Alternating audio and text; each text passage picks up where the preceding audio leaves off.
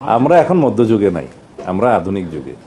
আইন সংস্কারটা একটা চলমান প্রক্রিয়া। সমাজের চাহিদা অনুসারে, সময়ের চাহিদা অনুসারে সকল আইনকে আপ টু ডেট করতে হয় এবং যুগোপযোগী করতে হয়। সেগুলো চলমান প্রক্রিয়া, সেগুলো তো আছেই। বিভিন্ন আইনে অবশ্যই আমাদের কিছু কিছু সংশোধন আনতে হবে, সেটা আমরা দেখব। লামিসার হত্যাকারী কিংবা ধর্ষণকারী ধরা পড়ছে, হয়তো তাকে কোর্টে উঠাবে। কোর্টে উঠাইলে ওর পক্ষে যদি কোনো উকিল কথা বলে, ওইখানে যারা জনগণ থাকবেন, মানুষ থাকবেন, আর ওই উকিলের আত্মাও ভাঙ্গিয়া একবারে ডাইরেক্ট সোগার মধ্যে ঢুকাই দেবেন ওর পক্ষে যদি কোনো উকিল কাজ করে। এইটা মাথায় রাখবেন। ওই যে শালাই ওর পক্ষে কত কবে, ওই শালারে সাইজ করবেন, যেখানে পাবেন ওই নেই। যে জিনিসটা ঘটতেছে এটা আসলে ঘুমাইতেও দিচ্ছে না, এটা কষ্ট দিচ্ছে। এবং আসলে আমি মনে করি আমাদের ওই যে সৌদি আরবে বা কিছু দেশে যেভাবে আসলে রেপিস্টকে শাস্তি দেওয়া হয় সবার সামনে জুমা নামাজের পরে গুলি করে, তো সেরকম একটা উদ্যোগ নিতে পারলে আসলে এই জিনিসটা হইতো না। একটু বেশি বেড়ে যাচ্ছে, মানে এটা সিকনেসের লেভেলটা একটু বেশি হয়ে যাচ্ছে। মানে সন্তানের বাবা হওয়া লাগবে না, এই জিনিসটা ফিল আপনি করতেই পারেন। আপনার নিজের পরিবারে এরকম বয়সী কাজিন আছে, নিজের আত্মীয় স্বজন আছে, আমার খারাপ লাগতেছে। তো এটা বিচার হওয়া উচিত সবসময়, এবং এটা ওপেন স্টেডিয়ামে যদি বিচার করতো সরকার, খুব ভালো হইতো। নেশার জন্য ওর নিজের ওয়াইফ স্ত্রীকে মানে ও আরেকটা বাবা ব্যবসায়ীর কাছে গ্রহণ করতে পারে, এটার প্রমাণও আমাদের এই এলাকায় সবাই জেনে গেছে। এবং কি ওর স্ত্রীর নিজের মুখের বক্তব্য ছিল এটা। তো দ্বিতীয় কথা, ওর স্ত্রী বলল যে আমার জামাই আমাকে মেরে ফেলতে চাইছে, কিন্তু এটা ভুল ধারণা। ওর জামাই ওকে মারতে চায়নি, বাচ্চাটাকে ডেকে নিছে একমাত্র তার স্ত্রী যদি ডাক না দিত বাচ্চাটা কখনো যেত না।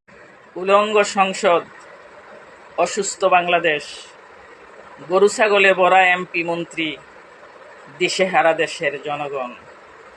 রামিসার মৃত্যু নিয়ে জামাত ইসলাম ব্যবসা করছে। কেমন ব্যবসা? মানবতার ব্যবসা। যেখানে রামিসার বাবা কাঁদতে কাঁদতে ভদ্রলোকের চোখের পানি শুকিয়ে গেছে, তিনি বিচার চান না, সেখানে সেই পাথর হৃদয়ের বাবাকে জামাতের আমির গিয়ে টাকা পয়সা দিচ্ছে, চেক বই, ব্যাংকের চেক বই দিচ্ছে। আরে আপনার এই টাকা দিয়ে কি রামিসা কখনো ফেরত আসবে? আসবে না। কোথায় আপনি বিচার চাইবেন? তা না করে আপনি রামিসার বাবাকে সান্ত্বনার জায়গায় টাকা দিয়ে আসেন। লামিসা তো একটা সাধারণ নাগরিক, তার কোথায় সে বিচার পাবে? উসমান হাদিবের বিচার হয় নাই, জিয়াউর রহমানের বিচার হয় নাই, খালেদা জিয়াকে এত বছর বন্দী করে রাখছে, ওইটার বিচার হয় নাই। স্বরাষ্ট্রমন্ত্রী পদত্যাগ করা উচিত, যথোপযুক্ত দৃষ্টান্তমূলক শাস্তি অন্যরা পাইতো। আজকে লামিসার এ পর্যন্ত আমাদের কেস আসে। যেহেতু সে দায় স্বীকার করে নিচ্ছে, হত্যা এবং ধর্ষণের দায় যেহেতু সে স্বীকার করে নিচ্ছে, কোনো কথা নাই, ডিরেক্ট ওর ফাঁসি কার্যকর করতে হবে, মৃত্যুদণ্ড কার্যকর করতে হবে আগামী 1 সপ্তাহের মধ্যে। এখানে কোনো হাঙ্কি পাঙ্কি নাই, কোনো কথা নাই। সবাই আওয়াজ তুলুন, কারণ ও যদি পার পাওয়া যায়, আরো এরকম লোক আছে যারা পার পাওয়া যাবে। ওকে পার পাইতে দেওয়া যাবে না। আসসালামু আলাইকুম রহমতুল্লাহ। 8 বছরের শিশু রামিসাকে হত্যার পর জনাব তারেক রহমান সালাউদ্দিন সাহেব তাদের বাসায় তার পিতামাতাকে দেখতে গিয়েছিলেন, সান্ত্বনা দিতে গিয়েছিলেন। কিন্তু যারা ভিডিওগুলো দেখেছেন তারা বুঝতে পারছেন যে ওই সময় জনাব সালাউদ্দিন সাহেব কি পরিমাণ তাড়াহুড়া করছিল, কি পরিমাণ দ্রুত করছিল, যে সেখান থেকে যত দ্রুত বের হয়ে যায় ততই ভালো। কেন? এত বড় একটা ঘটনা ঘটেছে, সেখানে গিয়ে কেন এত তাড়াতাড়ি? নাকি অন্য কোনো কিছুর ভয়? দর্শক, তারেক রহমান সেখানে গিয়ে কি করলেন? তাদেরকে সান্ত্বনা দিলেন এবং তার যে আরেকটা বোন আছে, রামিসার যে আরেকটা বোন, সেই বোনের দায়িত্ব নিলেন, যে ওর দায়িত্ব আমি নিলাম। এরা তো একটা কেবলমাত্র সান্ত্বনা। কিন্তু এই যে রামিসা যে খুন হলো, ধর্ষণ হলো, এই ধর্ষকের কি হবে? এই ব্যাপারে কিছু কেন বললেন না?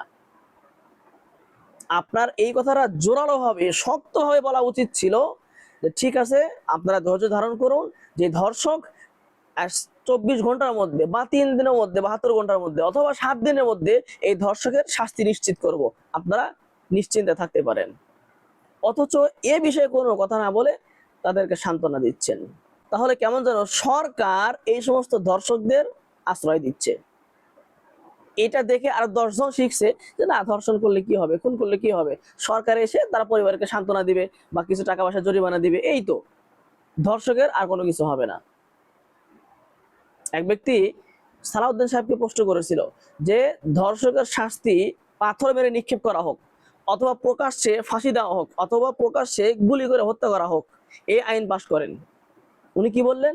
যে না, এটা মধ্যযুগ নয়, এটা মধ্যযুগ নয়, এটা মধ্যযুগ নয়, এটা আধুনিক যুগ। তার মানে যে আধুনিক যুগের আধুনিক যন্ত্রাংশ দিয়ে, আধুনিক আইন দিয়ে ওই ধর্ষকের বিচার করবে। তাতে কতদিন লাগবে? 1 বছর লাগতে পারে, 2 বছর লাগতে পারে, 5 বছরও লাগতে পারে। এর মধ্যে সে একটা উকিল ধরে, আইনজীবী ধরে, লক্ষ লক্ষ কোটি কোটি টাকা আইনজীবীকে দিয়ে, সরকারি লোককে দিয়ে আসামি পার পেয়ে যায়। মাঝখান থেকে আমি আপনি সাধারণ মানুষ আঙ্গুল চোষা ছাড়া আর কোনো বুদ্ধি নাই। জনাব সালাউদ্দিন সাহেব যেই কাজগুলো করছে, যেই ব্যবহারগুলো করছে, তাতে তার পতন খুব দ্রুত হবে। তার পতন খুবই দ্রুত আশা করা যাচ্ছে।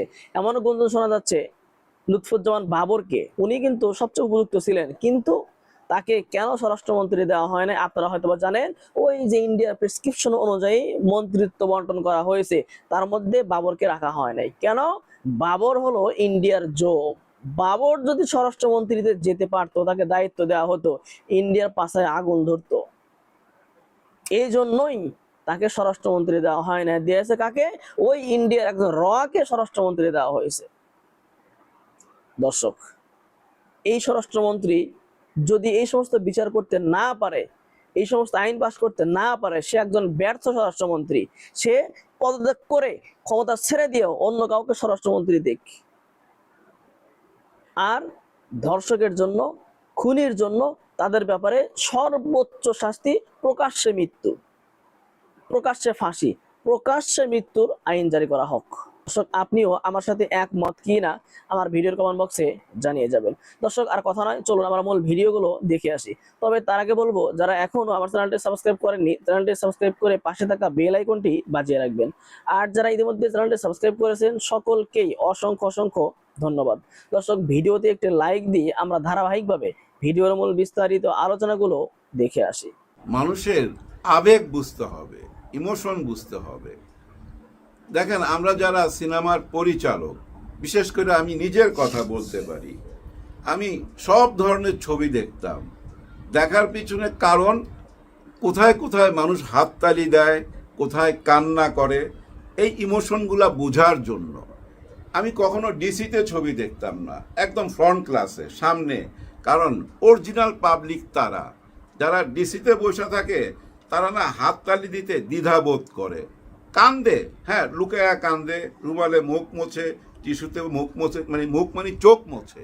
কিন্তু যারা ফ্রন্ট ক্লাসে একদম সামনে, তারা ভাই পাটা তুইলা বৈশা নিজের আবেগটা প্রকাশ করে। আর এই আবেগটা যদি আপনি ক্যাচ করতে পারেন, এ ম্যান উইথ আইডিয়া, তাহলে আপনি একজন ভালো পরিচালক হইতে পারবেন। আর কি হইতে পারবেন? দেশের একজন বড় নেতা হইতে পারবেন, যদি মানুষের এই ইমোশনটা আপনি বুঝতে পারেন। কেন এই কথাগুলো বললাম? একটা ভিডিও দেখাবো, হ্যাঁ একটা ভিডিও দেখাবো, দেখায় বাকি কথাগুলো বলি। আজকে পুলিশ ডিপার্টমেন্ট থেকে যে কাগজটা দিয়েছে, তাতে আমি 164 এর যে ভাষাটা দেখেছি। এই যে 164 এর কথা বললো, এটা কিন্তু আইনের কথা। উনি কিন্তু পুরাটাই আইনের একটা বই, হ্যাঁ উনি নিজে একটা আইনের লাইব্রেরি। কিন্তু ওনার টোটাল ব্রেনের ভিতরে আইন এমনভাবে আছে, একদম মুখস্থ। ওনার কাছে 10টা উকিল বসায় দেন, হার মাইনা যাবে, আইন ছাড়া কোনো কথা বলে না। কিন্তু এই টাইমে, এটা কিন্তু অন্য একটা টাইম। কি টাইম যাচ্ছে এখন? প্রত্যেকটা ঘরে ঘরে, মানুষের মনে মনে রামিসা রামিসা। হ্যাঁ ভাই, মানুষের ভিতরে না একটা ব্যথা হইয়া, যন্ত্রণা হইয়া, মানুষের ভিতর থেকে একটা দীর্ঘশ্বাস আসতেছে। মানুষ বিচার চায়। যে মুহূর্তে মানুষ বিচার চায়, সেই মুহূর্তে আবার যদি ওই আইনের বই পইরা পইরা কথা বলে, তাহলে মানুষের কাছে শুনতে ভালো লাগবে না। হ্যাঁ স্যার, আমি আবার শুনাই, দেখেন উনি এই জায়গাটায় কিভাবে কথা বলতেছে। না, আমার কাছে আজকে পুলিশ ডিপার্টমেন্ট থেকে যে কাগজটা দিয়েছে, তাতে আমি 164 এর যে ভাষাটা দেখেছি, 164 স্টেটমেন্টে এই দুইবার বললো। মূল আসামি, তার যে সহযোগী আসামি, তার স্ত্রীকে সহ এখানে যে স্টেটমেন্টটা দিয়েছে, তাতে করে on the basis of this 164 statement, দেখছেন মূল বক্তব্যে যাচ্ছে না, কিন্তু একটু ইনিয়ে বিনিয়ে আইন দিয়ে কথা বলতেছে। কিন্তু মানুষ কি শুনতে চায়? এই ইমোশনটা আপনি ক্যাচ করবেন না স্যার, এইটা কোনো কথা? আপনি তো সরাসরি বইলা ফালাইবেন যে আমাদের আইনমন্ত্রী বলছে তো 7 দিনের মধ্যে চার্জশিট দেওয়া হবে, বইলা দিছে। সেই কথাটা বলতে পারতেন, সেটা না বইলা আপনি যেভাবে কথা বলতেছেন, এগুলা মানুষের কাছে ভালো বার্তা যায় না স্যার। তদন্তকারী কর্মকর্তা বলবে। দেখেন এই মুহূর্তে ওনার হাসিটা দেওয়া ঠিক হয়েছে? আপনারা বলেন। এই যে উনি একটু হাসলো, কিন্তু এটা কোনো ঠিক কাজ করলো? প্রশ্ন করছে, গুরু গম্ভীর থাকতে হবে তো, মানুষের সেন্টিমেন্ট বুঝতে হবে তো। তদন্তকারী কর্মকর্তা বলবে। এই যে দেখেন উনি হাসতেছে। আমরা এখন মধ্যযুগে, এই যে আমরা আধুনিক যুগে, আমরা এখন মধ্যযুগে না, এই হাসির পরেই উনার কথাটা। আমরা এখন মধ্যযুগে নাই, আমরা আধুনিক যুগে। আইন এই যে স্যার আপনি বললেন আমরা এখন মধ্যযুগে নাই, আমরা আধুনিক যুগে। এই মধ্যযুগ বলতে এখানে কিন্তু আপনি একটা মার প্যাচ খেলছেন স্যার। হ্যাঁ, একটুখানি রাজনীতি করছেন, কারণ আপনি বুঝাইতে চাইতেছেন যারা বলতেছে 7 দিনের মধ্যে ওরে ঝুলাইতে হবে, এই বিচার করতে হবে, তারা মধ্যযুগীয় ওই বায়নাটা ধরছে আপনার কাছে। এটা কোনো মামুর বাড়ির আবদার না। মধ্যযুগীয় কথাটা আপনি বলার পিছনে একটা দলকে ইঙ্গিত করছেন। দল বলতে আমি বুঝাইতেছি ওই যে ইসলামিক মাইন্ডের যারা, তারাই কিন্তু চাইতেছে এই তাড়াহুড়া কইরা বিচারটা। এইটাই তো বুঝাইতে চাইছেন আপনি, নাহলে এই কথাটা কেন বলবেন? আর মধ্যযুগীয় বলতে কি, এটা তো কোরআনের আইন। কোরআন কোনোদিনই পুরাতন হয় না। কোরআন সব দিনই, প্রত্যেক দিনই নতুন। হ্যাঁ, আল কোরআন প্রত্যেক দিনই নতুন। আল কোরআনে যেটা লেখা আছে সেটা মধ্যযুগীয় হইতে পারে না, এটা একদম লেটেস্ট ভার্সন। এটা আপনাকে মাথায় রাখতে হবে স্যার। এখানে আপনি কথা বলতে যায়া ওই মাগুরা বলতেছিলেন, আসিয়ার নামটা আপনি ভুলে গেছেন। আপনি নিজের মুখে আসিয়ার নামটা আনতে পারেন নাই। আমি মিথ্যা বলতেছি না। এই যে দেখেন, সমাজে এখন কোনো ঘটনা ঘটলো, সেজন্য একটা চটজলদি করে আইন প্রণয়ন করে ফেলা এবং কোনো আদালত সৃষ্টি করে ফেলা, এগুলো ইমোশনালি করা যায় না। এটা বৃহত্তর ক্যানভাসে দেখতে হয়। যেমন মাগুরাতে না কোথায় একটা ঘটনা সংঘটিত হয়েছিল, এই যে দেখছেন মাগুরার কথা বলতেছে, মানে উনি আসিয়ার নামটা ভুলে গেছে। বুঝতে পারছেন কেন ভুলে গেছে? 1 বছর হয়ে গেছে, এই জন্য ভুলে গেছে। আমরাও কিন্তু আসিয়ার নাম ভুলে গেছি।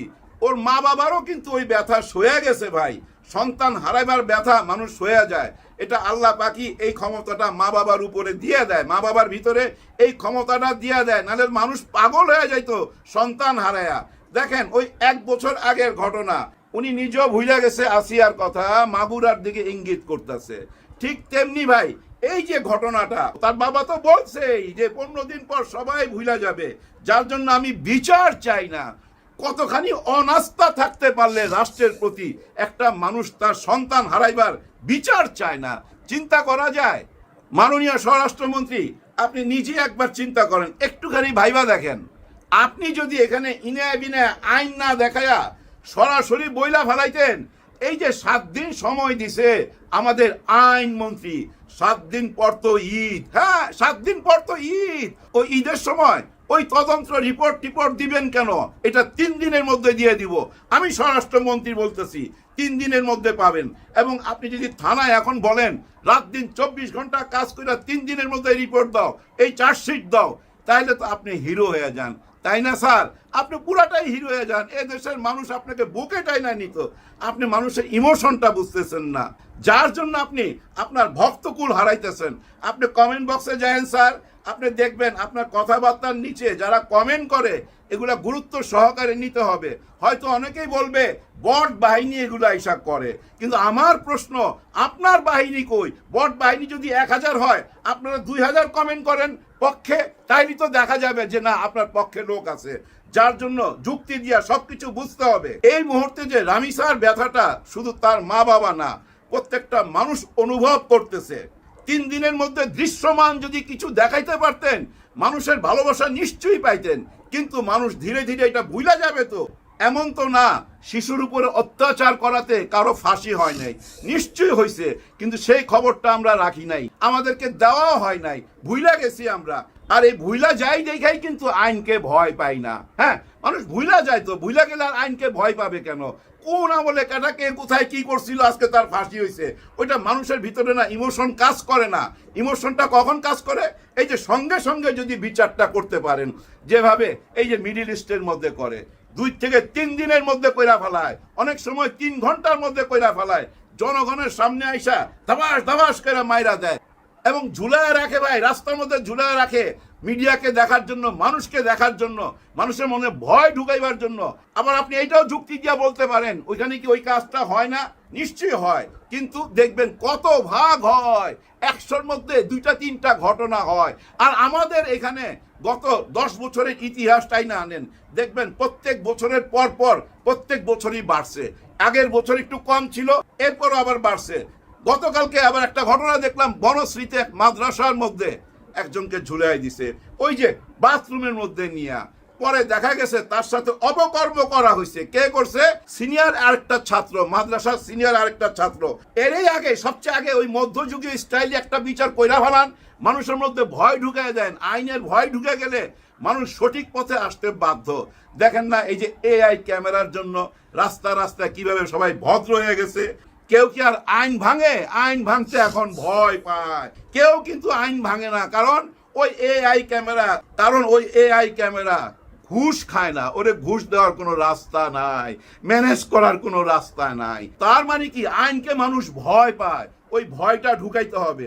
অন্তত এই শিশু নির্যাতনের একটা কেস হইলো এরকম মধ্যযুগীয় বিচার কইরা ফেলান, এটা কোনো ব্যাপার। সংসদে ইমার্জেন্সি সবাইকে ডাকেন, ডাইকা আইন পাস করেন, আইন পাস কইরা ম্যাক্সিমাম 90 দিন সময় নেন, 90 দিনের মধ্যে একটা ইমোশন কাজ করবে। কিন্তু সেটা যদি আবার 9 মাস হয়ে যায়, তাহলে মানুষ ভুইলা যাবে ভাই। যার জন্য ওই মধ্যযুগীয় না হোক, অন্তত তার কাছাকাছি যায়া একটা বিচার কইরা মানুষের মনের ভিতরে ভয় ঢুকাইয়া দেন। আইনকে কেউ ভয় পাইতে চায় না। খেয়াল করে দেখেন, আমাদের প্রাক্তন প্রধানমন্ত্রী শেখ হাসিনা বলতেছে মাথা উঁচু কইরা আমি আসতেছি। আবার ওই যে হাসান মাহমুদ, সে কিন্তু বলতেছে 2 কোটি মানুষ এই এয়ারপোর্টে যাবে তাকে আনতে, মানে শেখ হাসিনাকে আনতে। 2 কোটি কথাটা এর আগেও আমি একবার শুনছি। কার মুখে জানেন? আনিস আলমগীরের মুখে। ও বলতেছিল 2 কোটি মানুষকে বাইরে রেখা এটা কেমন নির্বাচন? এই নির্বাচন কি মাইনা নেওয়া যায়? 2 কোটি মানুষকে বাইরে রেখা। ওই হাসান মাহমুদও বলে 2 কোটি। মিলটা পাইছেন? আরো মিল দেখেন।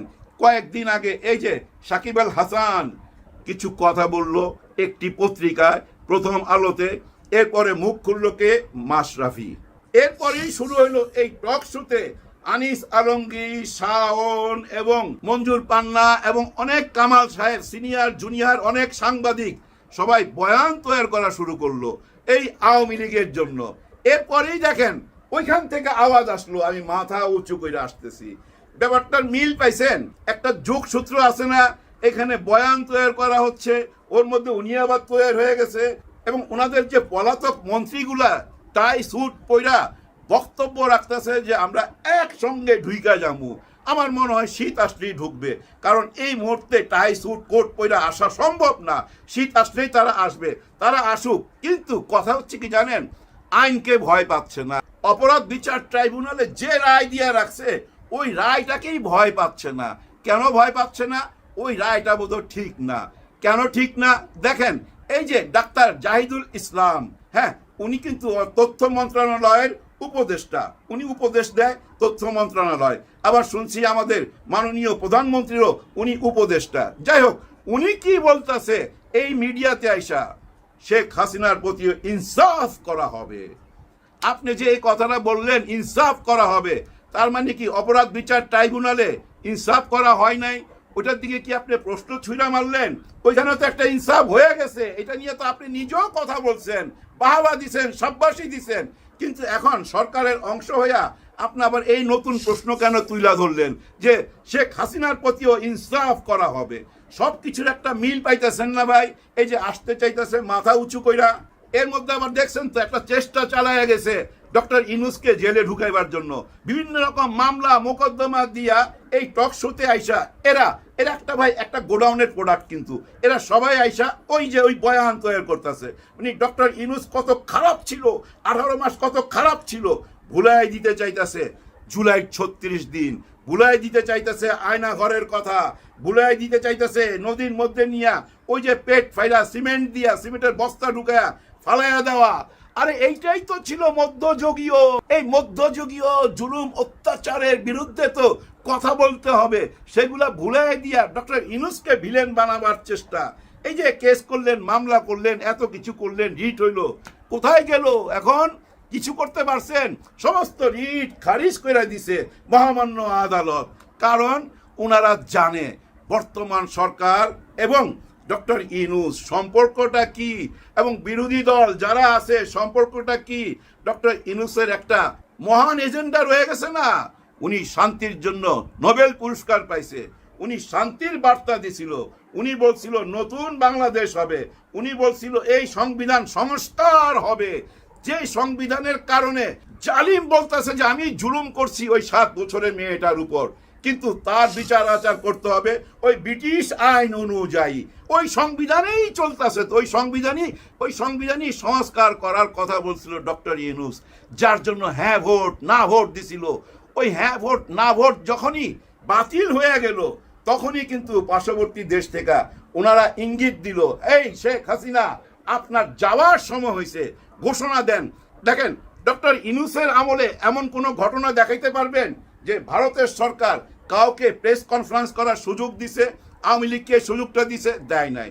যা কিছু শুনছেন অডিও কলে।